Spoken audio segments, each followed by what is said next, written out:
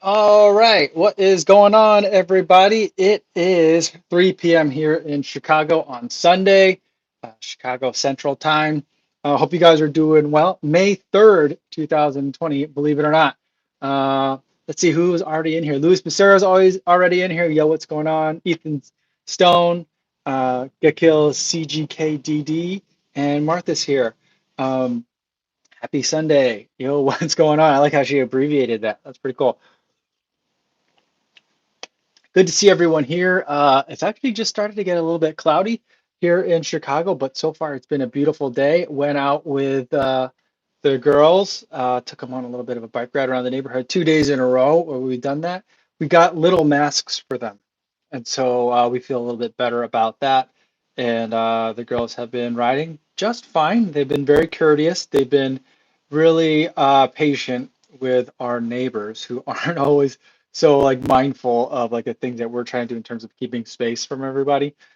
And so I've been really blessed that they're not like angrier about that kind of thing. Um, and yeah, so like some of our sidewalks here get pretty busy. There's been some moving. Like moving is like the summer pastime here in Chicago. People just move like crazy, and it's already starting. And it's the first weekend of the month, and so people are moving in and out. And there's lots of things just happening on the street, on the sidewalk, and they've been really good about trying to like dodge people. And so it's amazing because the baby's only 3, and so she's on her bike with training wheels on, and she's doing her best to try to like dodge other people. So pretty happy about that. Motivation theory running. Hey, hey, how did the 50K go today? Right? And you should be. Are you done? Are you still on the treadmill now? Are you done? What's going on with that? Stevie76 is here. Good to see you. Reed Morris says, ran 8 miles today, then proceeded to eat 20 miles worth of trail mix. Solid Sunday. That's a good way to spend the day. Awesome. Martha said, ran 6 miles and ate a whole pizza, an Amy's frozen pizza. All right. Well, that's not like a whole pizza, though. Like, I mean, it was one, I mean, I consider that like a serving, one serving of pizza. Ines Dunbar says, hi, Kofuzi. Hope your Sunday's going well.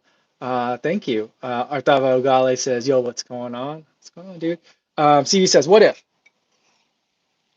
a major shoe company asked you to develop the perfect all-around running shoe? What would the Kufuzis look like? Weight, stack height, millimeter drop, upper midsole, outsole, heel cup, tongue. I don't know. People ask me that from time to time, and I don't really have a strong opinion on that. I mean, it'd probably be a daily trainer, but something that was light, something probably very similar to a Pegasus or a Beacon 2. That's kind of like what it would end up looking like. Um, but yeah, I'm really just not that sure what it would really end up looking like. Um, but it'd be black and gray. That's about all I could say. I'll think a little bit more about that question. But like, like I think was the Seth Fowler just designed like his own shoe, right? I don't know if he just designed it like in terms of sketches or he actually made it. But like, people are really into that, and I don't know. I think like as someone that it's much easier for me to be a critic of the shoes, like if you want to think of it from like a food critic kind of perspective. I'm much happier reviewing shoes than I am designing shoes and trying to make them because I understand how much work that is and how hard it is to make a shoe that fits something that is so variable as feet, and has to accommodate so many things as different people's gait and levels of fitness and things like that. So it's amazing that people can do it and make great shoes.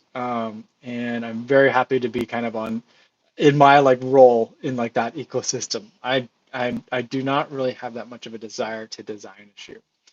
Motivation theory said the 50K went well. He says good, awesome. Our Thavo guy says, how many COVID cases are there in Chicago or your neighborhood? Um, Sorry, the dog wants some attention.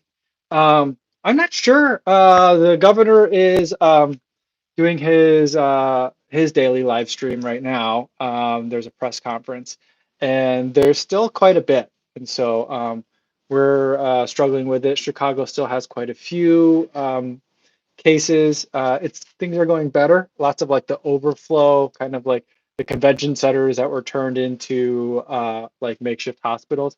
Those are all closing down. So they're shutting all that down. I think they're like leaving them in a state where if we do need to go back and reconfigure them for that, they can be reconfigured. But for now, they're like breaking all that stuff down. So I take that as a positive sign that they feel like the curve has been sufficiently flattened that like our existing infrastructure can handle it.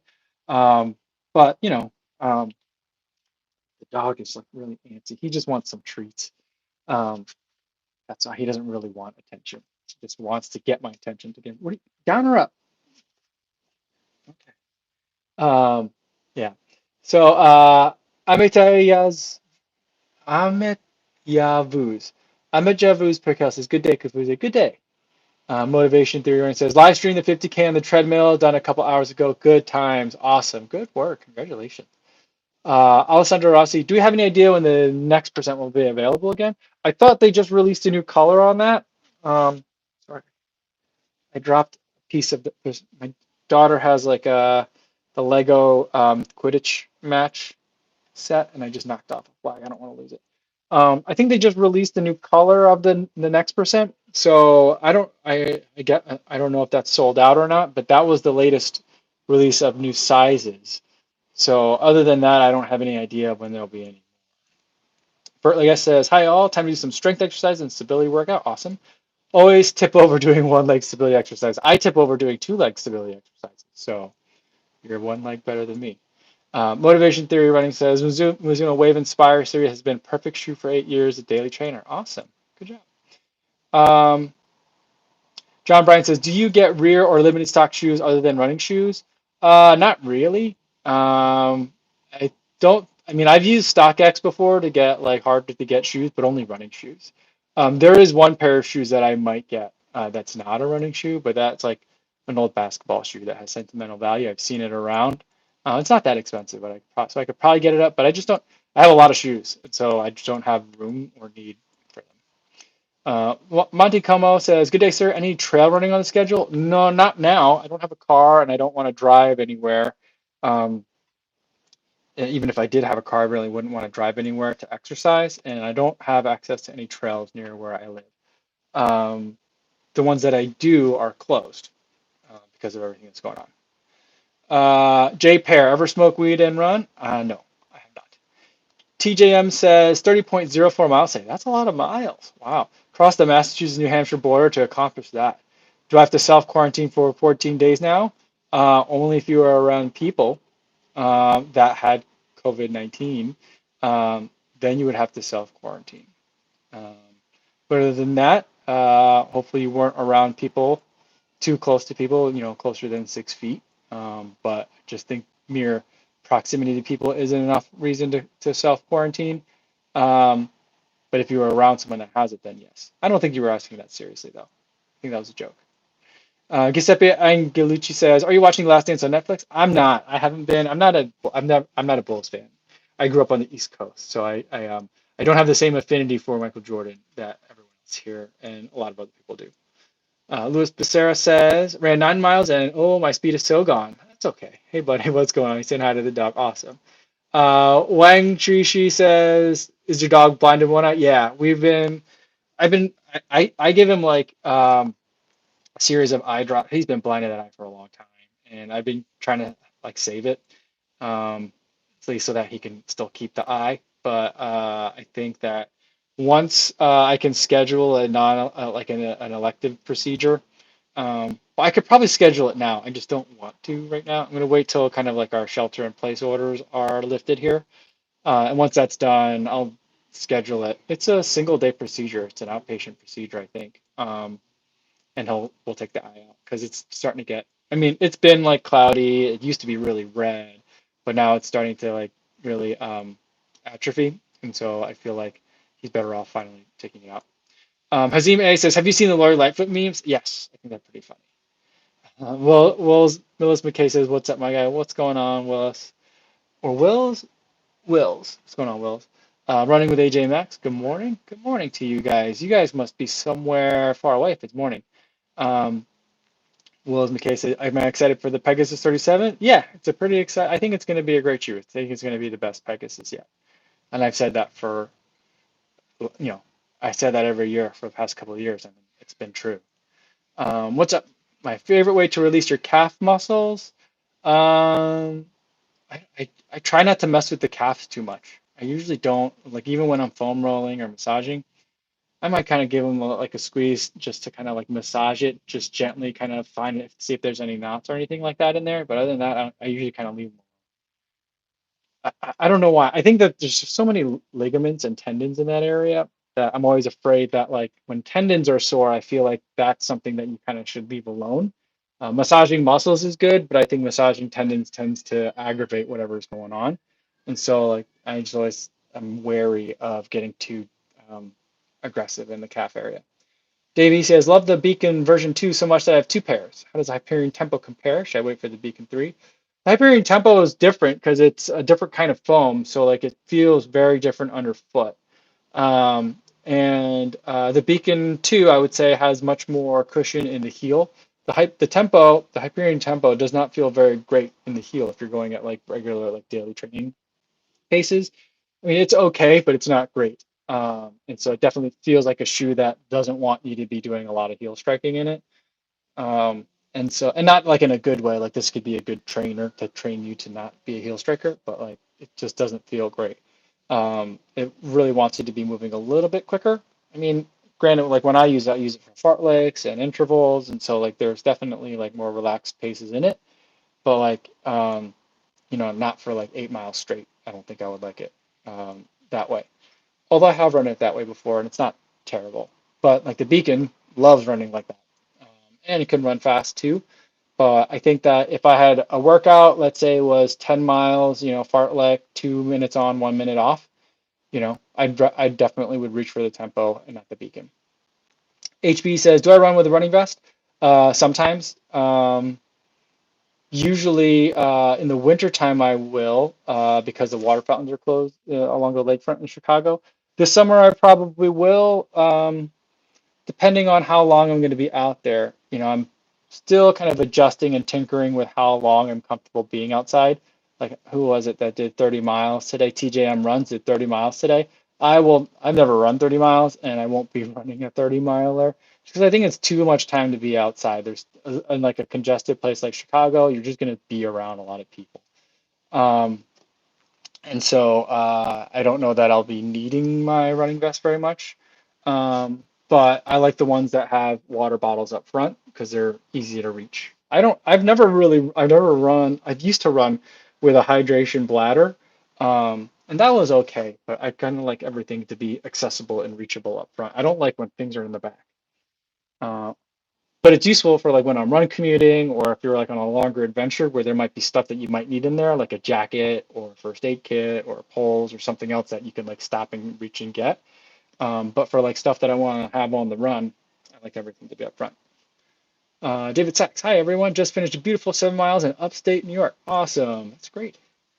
B. Parmar says, do you see marathons and large group runs changing forever? Will thousands of runners being in close proximity be a thing of the past until a vaccine comes out? Yeah, I mean, those are two very different questions. I do see things kind of like changing, but not necessarily forever. I mean, if we can get a vaccine, then I think it'll certainly change. I think that we might still be able to have those kinds of events in the absence of a vaccine. But then in that regard, things will be very different. Like I'm just having a hard time envisioning how do you do a marathon expo or how do you do a marathon post-race party?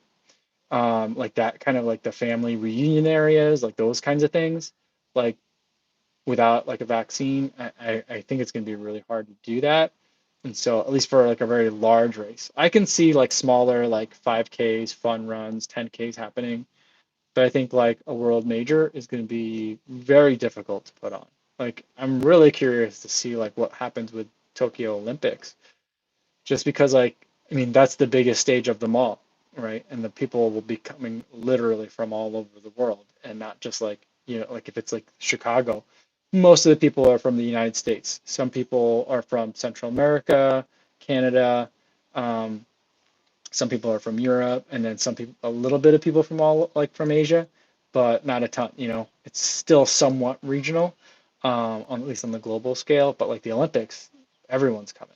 So I don't. That's going to be interesting to see like if any of those dates slip. Um, Ricardo Kadagiri says, ran the Wings for Life virtual. App stopped working for 5K, so the race ended earlier than expected. That's a bummer. I hate when that happens. Jay Weingart, TC versus Turbo 2 for daily training. Turbo 2 if you're daily training. Reed Moore says, if you can mix the upper of one shoe with the midsole, outsole of another, what would the Franken shoe be? That's a weird question. I don't know. I really like the Ultra Boost 4.0, the Ultra Boost Parley. That was a great upper, um, but not necessarily like a performance upper. It was just really comfortable. I also liked the Ultra Boost 19 upper as well. I like knit uppers. I still do. I know they're kind of like out of fashion right now, but I still really like those. But I didn't really, I was not in love with the midsoles that those were put onto. Um, I mean, like, I don't know, like Ultra Boost with like the Hyperion Tempo midsole, but that's kind of the Hyperion Tempo. So it's pretty nice. It's a kind of like a knit material upper and um, that nitrogen midsole. That's pretty fun. I like that. But I think like it'd be more fun if you're gonna do like that kind of like sole swap. You got to make it really goofy. Um, but I've seen some really good ones that people have been doing. There are people that do that, like as kind of like customs and like art projects that I think are pretty fun. Um, but yeah, I can't think of anything that's super interesting right off the bat. I did like the Gyakuso Turbo Upper as well. That was one, but like it was a weird shoe. Um, it was good, but like it always like rubbed me the wrong way. So like the upper looked great, but it wasn't the most functional upper. Garrett Baker said, "What made you want to go to law school?" I thought I wanted to be a patent prosecutor. I thought I wanted to like just sit down with an inventor and be like, "Tell me what this invention is," and then I'll write it up so that way you can get it patent protected. Ended up not doing that. CB76, John Stark's better than Jordan. I don't know that he was better, but I liked him a lot more. John Starks was my favorite player. I really liked him. Paul Kane, have you been able to test the Nike Tempo Stablemate to the Alpha Fly? Curious if that's a good partnership or a perversion. I haven't. I haven't tested the Alpha Fly either, so I'm afraid I don't have any information on that. John Bryan, how much fluids do you think is appropriate to drink to get hydrate? People say 1-2 gallons, and some say 4 gallons. I have a hard time getting in 64 ounces. I don't know. A registered dietitian would be a good person to ask. And I also think that it's relative. It depends on like how much do you need. Um, so like some days you're going to be thirstier than others. Some days your body will want more salt than other days. That doesn't mean you drink less water. It probably means you drink more water and also take in more salt. So I'm not really sure what the right answer is to that. I know that I don't get nearly enough water, um, but I remember my track coach used to say on Friday nights before our Saturday meets was make sure you stay hydrated, keep drinking tons of water until you pee clear. Then you know you've hydrated enough. And I don't think that people need to do that on a daily basis, but I think he was talking about that like the day before a track meet. Um, but that usually took a lot of water. But you know what people say is if you have a hard time getting in enough water, is to just have water bottles and fill them up and put them in rooms where you're going to be like just put one in each room, and then that way when you sit down and you're by the TV, oh, there's a water bottle here, drink it, and then like you go into the bedroom, oh, there's a water bottle here, drink it. So you keep doing that and you'll end up drinking a lot. Mike Hall says, have I tried the Tracer 2? I haven't. I haven't tried that. Joshua Payne says, Yo Kofuzi, can't stick around too long, but want to drop in and say, hey, looking forward to listening on Spotify later. Awesome. Yeah, I just realized that today I didn't put up the audio from yesterday, so I apologize for that. It takes a little bit of time for like it to process when I upload it to Anchor, and so like that, and usually because I've been like in the live stream for half an hour and the girls are going crazy, so like it usually takes like it's long enough for me to like forget. And like those two things put together make me like, all right, I can't do it now while I'm thinking about it. And then I have to remember to get back to it later. So I apologize that it's not up, but people have been listening in a little bit. So I'm pretty excited about that. And thank you so much for listening there, Joshua. And I'll get better. I got to get to my routine and figure it out. Ethan Stone says, how would you suggest running with a phone and a large set of keys? I would just hold one in each hand, but I was curious if you thought there was a better way. First, I would ask why you have so many keys.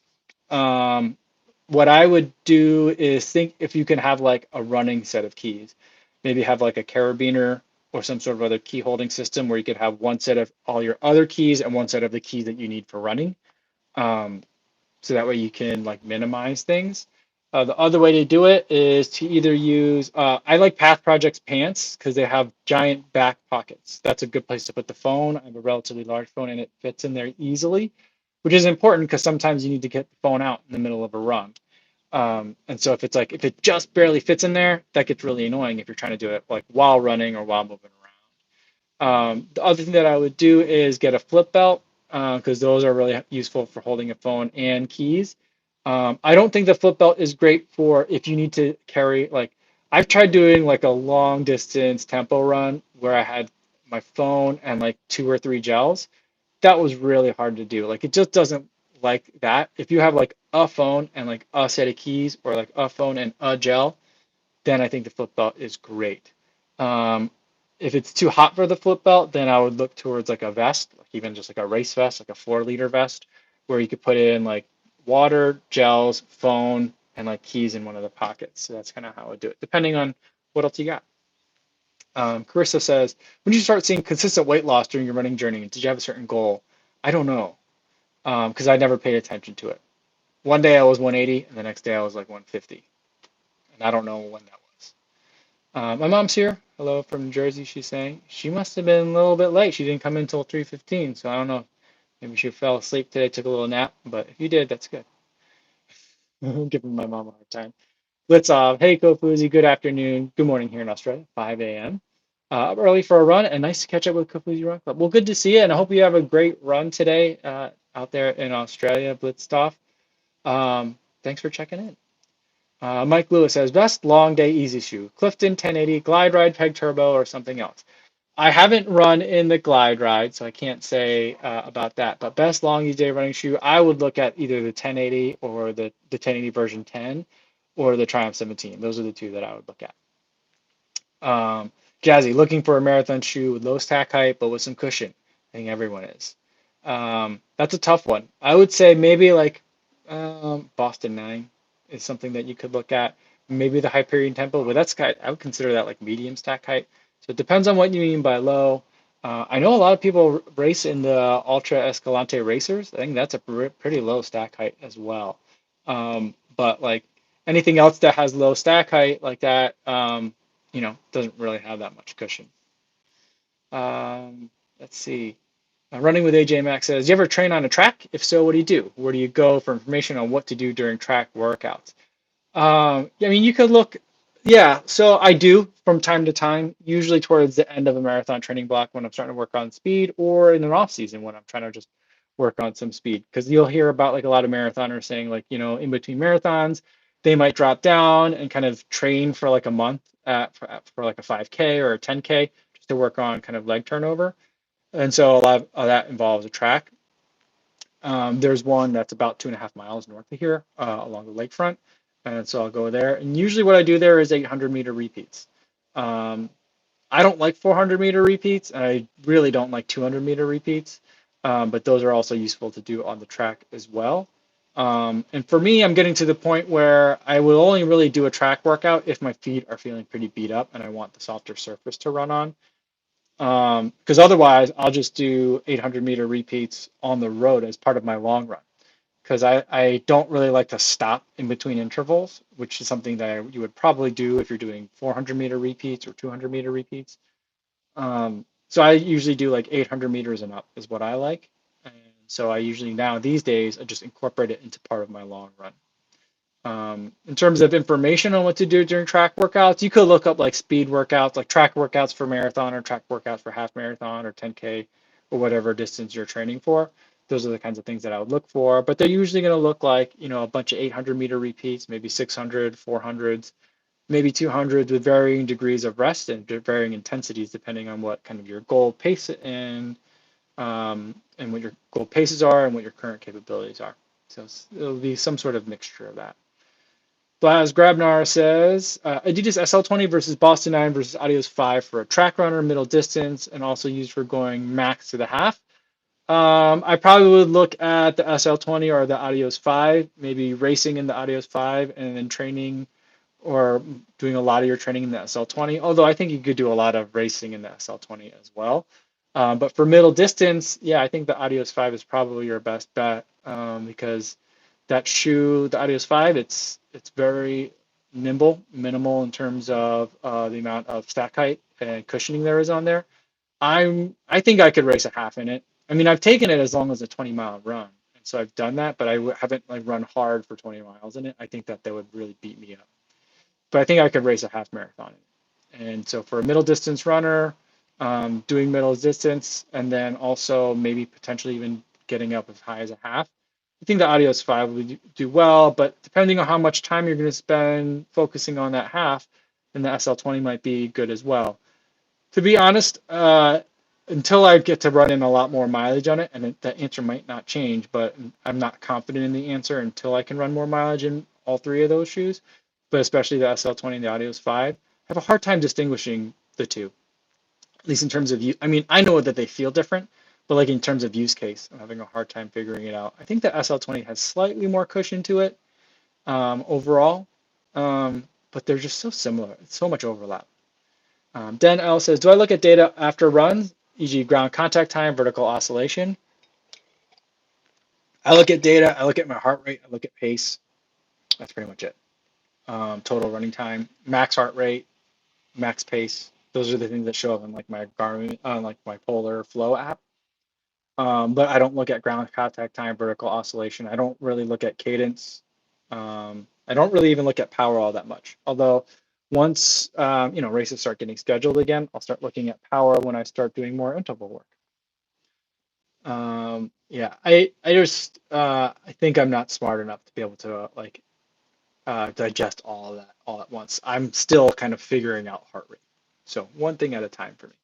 Reed Morris, is there any carbon plate shoe you would use as a daily trainer?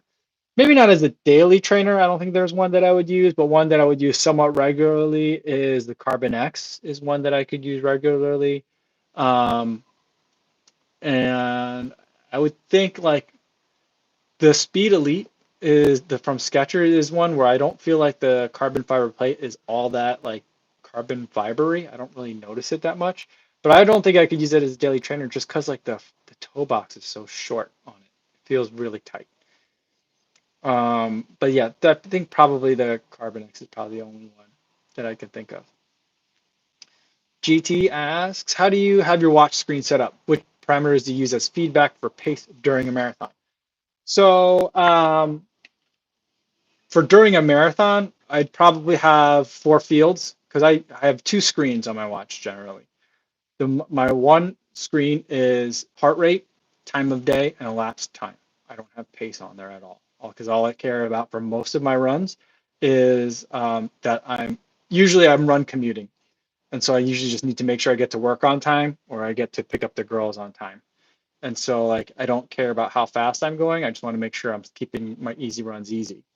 And then on days when I am looking at pace, I have four data fields. It's heart rate, lap lap distance, lap pace, or lap distance, current pace, and lap time. If I start looking at power, I might add in I might switch that up a little bit, so that way I can look at the power number as well. But for now, that's the only four fields that I look at. During the marathon, I usually look at that second screen that has the lap pace or that instantaneous pace on it. But I think that I might be better off in the future, like setting up like elapsed time. And maybe I don't even need that, but like heart rate, power, and maybe that's about it. Maybe that's all I need. Jen from Moss says, hate to say this, but if not for running, I probably would go all day without drinking water. Too many other beverage options like soda, coffee, etc. Yeah, I know the feeling. I mean, I pretty much just drink coffee all day, and yeah, I agree. If it wasn't for for me thinking I should probably hydrate myself, like because I ran today, I'd be the exact same as you, Jen. Catch Dis L says, have I tried the PEG 37 yet? I haven't. Let's see. Phil Novell says, do you know Wings for Life World Run? Did 36K day. 36K, that's awesome. I'm not familiar with that. Sorry. Jody Run says, SL20, are they any good for long runs or marathon? They're really great for long runs. Marathons, I'm not sure. I'm not sure my feet are strong enough to take that shoe all the way to a marathon. More testing is required. We'll see. Johannes Richter says, low stack height shoe for me, A6 Hyperspeed 6. They're not available anymore, though. I'm not familiar with that model. Hazim A, do I have a favorite Chicago neighborhood? Pilsen, Argyle, etc. Well, I live in Lakeview. I love Lakeview. We've been here for 15. We've lived in Chicago for 16 years. So we've lived in this neighborhood for 14 out of the last 16 years, the last 13 in a row. We've been here. We like it here. My friend, I like Logan Square a lot. That's a good place if you've got, well, it's just a good place for lots of different stages of life. I also really like Roscoe Village. I'd like to live in Roscoe Village if I could afford a single family home. That's where I would go. J. Mike Remy, hey, any suggestions for route fatigue between all the training miles and neighborhood 50K? I know all my local streets. The back of my hand just went for a walk and nearly lost my mind. I'm guessing you've tried doing them backwards too.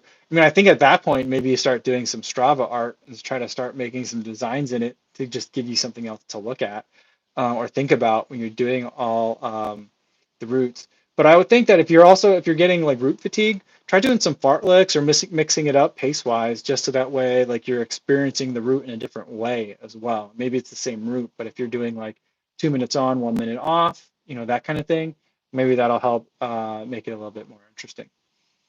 John Bryan, ever thought of doing any Revel marathon races? I don't think I have thought about it. I'm not sure.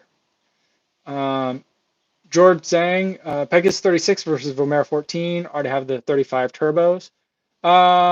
It depends. If you're using the turbos as your daily trainer, I would go with the Vomera 14. If you use the turbos just for your fast days, then I'd probably go with the Peg 36.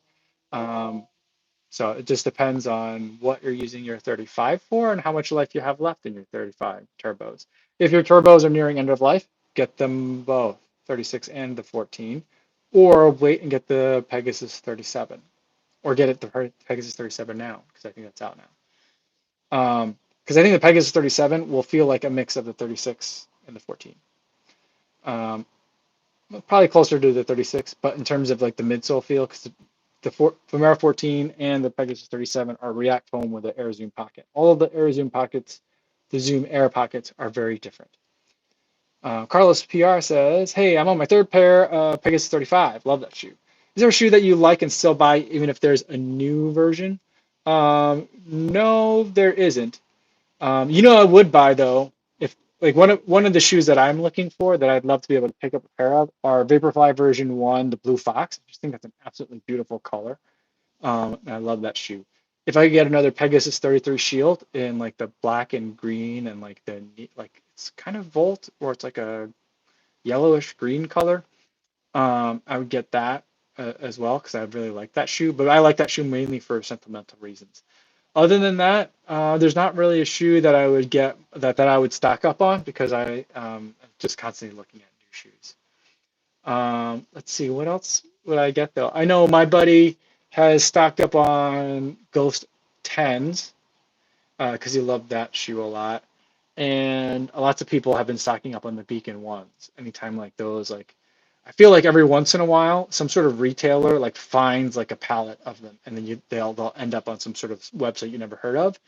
But anytime it does, it sells out. Keyforification says, is the Polar Grid X still working out? Yeah, there'll be another video about it tomorrow. I've been doing some playing around with the turn-by-turn navigation function, so that's tomorrow's video.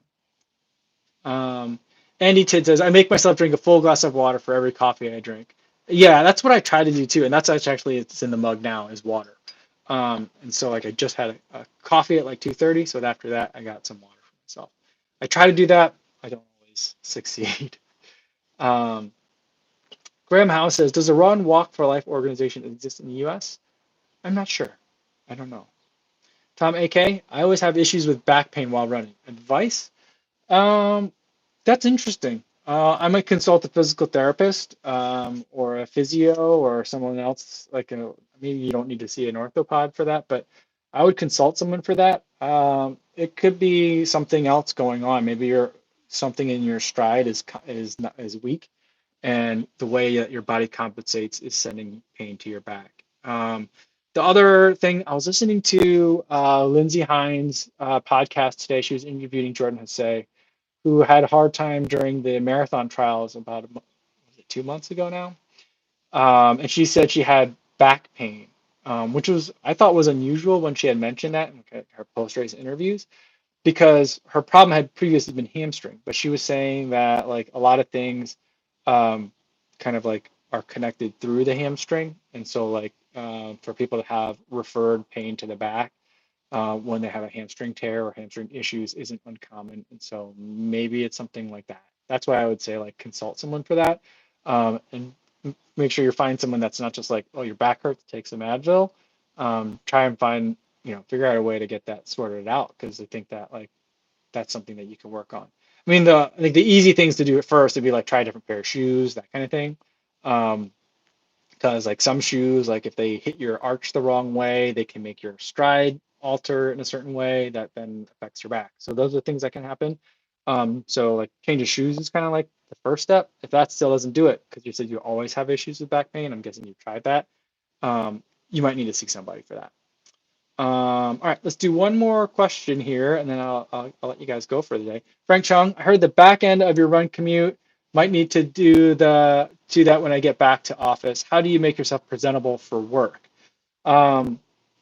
So Frank, what I do is I do two things. What the main thing that I did was I live close enough to my office where I can run commute both ways if I want to. And I do have membership to a gym downtown, so if I'm super sweaty, I can just take a shower when I get downtown. Um, but mostly I only run commute there and back in the winter time because in the winter it's just a nice easy run. I am like not in a hurry, but like it's just getting some miles in. So in the wintertime, I'm not that sweaty. So I kind of like, might wipe myself off a little bit. I have wipes at the office and like body wipes at the office, not Lysol wipes, that I can use to kind of like freshen up. If I'm really gross, I could take a shower. But typically, once it gets warmer, like the springtime, like it is now, I will take public transportation downtown, or like so that way I'm not straining a car in one way or the other. So I'll take public transportation down, and so that way I'm not sweaty, but then I'll run home. So that's something that I do. I know that's not probably an option for most people when they're like starting run commuting, but that's something that worked for me. My buddy, what he'll do to run commute sometimes is what he'll do is he'll drive like most of the way into the office from his house and then run commute both from where he parks his car to the office and then back. I think he also has access to a shower at his office too somewhere somehow. Not maybe not in his office, but somewhere downtown if he needs to. But that's kind of like how he does it, and he only runs commutes on days where like he doesn't have like big important meetings that day. So like if it's something where like you got to be at a desk, like you're like the receptionist or something, then maybe that's something that'll work. That'll work. Yeah, Frank said, thanks. He's thinking of avoiding public transportation once the quarantine is lifted. Yeah, I mean, I think that like I agree with that, where a lot of people are thinking that like public transportation is a big reason why um, in some places, the spread is rapid and rampant, and some places it's not, even if they're not being as careful. So it makes me a little bit nervous too. I think what I'll probably do is I also have access to bike share. So like when it's, if we do go back this summer to like working again, I'll probably like bike downtown and just take it really easy and like not really pedal very hard and try to not sweat at all. And then run home. That's the kind of thing that I'll probably end up doing. But I mean, in the summertime, it gets hot. So it might just be I need to take a shower. But we'll see. I don't know. I'm not really sure what that's going to look like, because I don't know if summer camps are going to happen. I don't know what my kids' daycare situation is going to be if we go back to work. And so, you know, I'm not going to worry about that now. For now, problem for another day. We'll figure that out. But I think that's a good place to leave it for today. It's just about 3:40 for today, guys. If you have any other questions, I'm sorry if I didn't get to your question today. If it's a burning question, you can always message me on Instagram or Twitter. I'm happy to talk to you guys there. Or I'll be back tomorrow morning on Instagram at 6 a.m. or back here at 3 p.m. tomorrow. I'm happy to talk to you guys again in either of those places. But in the meantime, hopefully the weather is nice where you are. You're out there getting a run, doing it safely at a social distance, but getting those miles in if you can. And thanks for tuning in today. And I will see you guys in the next one.